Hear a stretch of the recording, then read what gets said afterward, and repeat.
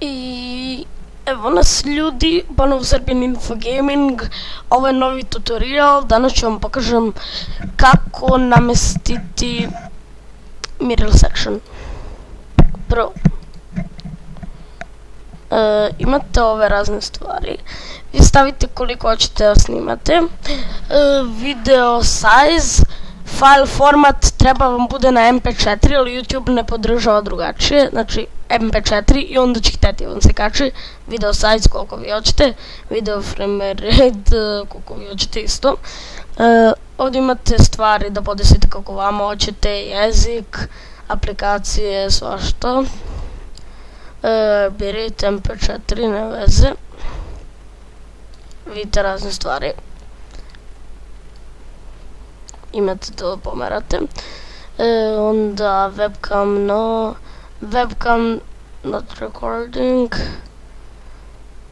recording mode, aha, vidite razne stvarčice, možda pomerate ovo mesto gore koje meni izgleda, ne znam da li će vama. Evo imate record video mi je na F9, znači ja ću to promeniti.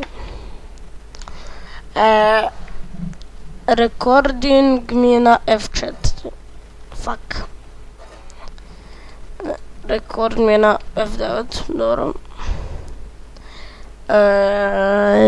Pauza, da li ima mikrofon recording, mikrofon radi, nije ni bitno, vidite imam razne videe, ovaj mi se sad snima pa mi se ovako pokazuje.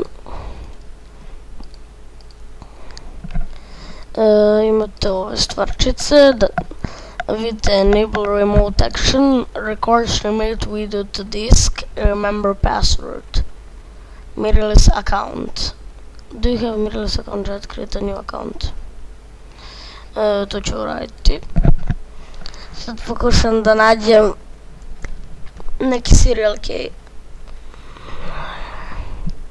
Eto, uglavnom to je taj tutorial kako namestiti sve. Hvala vam što ste gledali, lajkujte, subscribeujte, šerujte, vidimo se u sljedećem Serbian Info Gaming. Ćao!